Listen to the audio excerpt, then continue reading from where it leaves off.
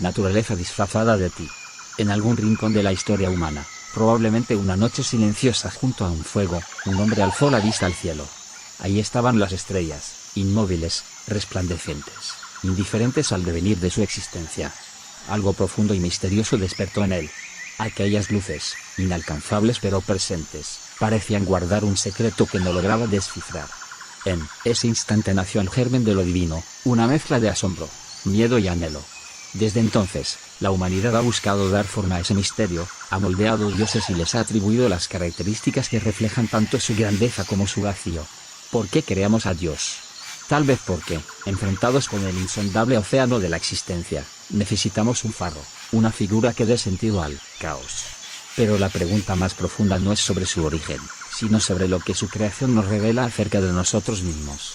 Dios no es un simple constructo mental, no es una fantasía ilusoria de mentes primitivas. Es una metáfora viva de lo más profundo que somos y, al mismo tiempo, un reflejo de la inmensidad que jamás podremos abarcar por completo. Cuando decimos que Dios es amor, ¿qué estamos diciendo realmente? Nos encontramos con Teresa de Lisieux, una joven monja atrapada en la rígida estructura de un convento, quien dedicó su vida a una idea de Dios como amor incondicional. En su fragilidad humana, Teresa proyectó en Dios aquello que más anhelaba, una ternura inquebrantable que no juzga, sino que abraza. Para ella, Dios no era un juez omnipotente, sino un refugio donde descansar de su lucha interna. Pero lo que Teresa no entendió plenamente, o quizás sí, es que esa proyección revelaba una verdad sobre la propia humanidad, que en lo más profundo, somos capaces de ese amor que atribuimos a lo divino. Decir que Dios es justicia es otro acto de creación.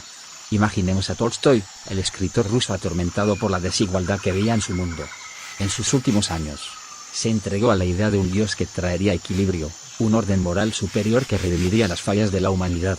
Pero aquí yace una paradoja. Al imaginar a Dios como justo, Tolstoy revelaba su propio deseo de justicia, su anhelo por un mundo donde el bien triunfara sobre el mal. En esta proyección, no encontramos a un Dios externo, sino el reflejo de nuestras más profundas aspiraciones éticas. Y sin embargo, estas proyecciones no son suficientes. Porque aunque Dios sea un espejo que refleja nuestras virtudes, Él es también algo que trasciende nuestras ideas. No basta con decir que Dios es amor o justicia. Estas son palabras humanas, intentos de encerrar lo infinito en conceptos finitos. El misterio que llamamos Dios no se reduce a nuestras definiciones, por más sublimes que sean. Dios no es un pensamiento, una idea ni siquiera una necesidad psicológica. Dios es la totalidad misma, el misterio que respira en cada hoja que cae, en cada ola que rompe, en cada latido del corazón. Aquí podemos recordar a Baruch Spinoza, quien no veía a Dios como un ser separado, sino como la sustancia misma de la existencia. Para él, todo lo que existe es una manifestación de lo divino. En la curvatura de una rama o en el flujo de un río, veía la presencia de algo sagrado, no porque lo adorara, sino porque comprendía que no hay separación entre lo divino y lo mundano. Dios no era un juez en el cielo, sino el latido esencial de todo lo que es. Las metáforas nos ayudan a acercarnos a este misterio. Decimos que Dios es como el océano, vasto e insondable, mientras nosotros somos gotas individuales que reflejan su inmensidad. Pero incluso esta metáfora falla, porque seguimos pensando en términos de separación. Una gota no es parte del océano, es el océano, manifestado de manera singular. Así también nosotros, no somos entidades separadas del misterio, sino expresiones de su profundidad. Pero la mente humana, en su deseo de comprender, siempre quiere poner límites, crear formas, definir lo indefinible.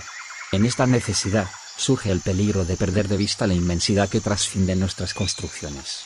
La figura de Dios, creada por la mente, se convierte a menudo en una jaula. Tomemos como ejemplo a Giordano Bruno, el filósofo renacentista quemado en la hoguera por atreverse a imaginar un universo infinito. Su crimen no fue negar a Dios, sino expandirlo más, allá de las formas limitadas que la religión de su tiempo imponía.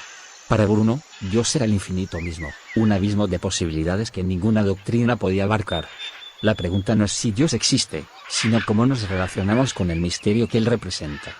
Si lo vemos como algo separado de nosotros, algo a lo que debemos someternos o adorar, nos reducimos a meros espectadores de un drama cósmico.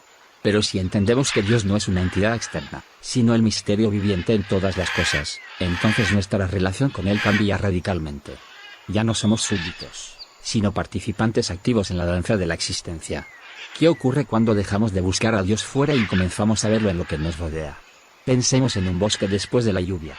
Las hojas aún gotean.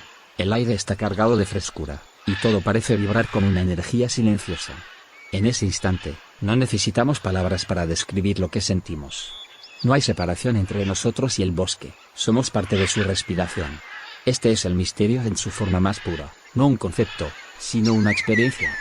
Cuando comprendemos esto, Dios deja de ser una proyección de nuestras carencias y se convierte en un recordatorio de nuestra conexión con todo lo que existe.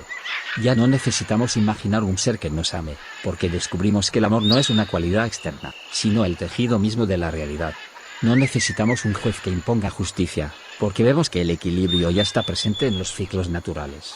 El reto, entonces, no es abandonar la idea de Dios, sino transformarla. Verlo no como un ser separado, sino como el misterio que le impregna todo. Dejar de buscarlo en los cielos y encontrarlo en cada paso que damos sobre esta tierra. No es que Dios esté en nosotros, es que nosotros somos expresiones vivientes de lo divino. Escuela retornando a la fuente. Naturaleza, meditación y conciencia. Desde 1983. Sostiene. Esparce. Somos amor.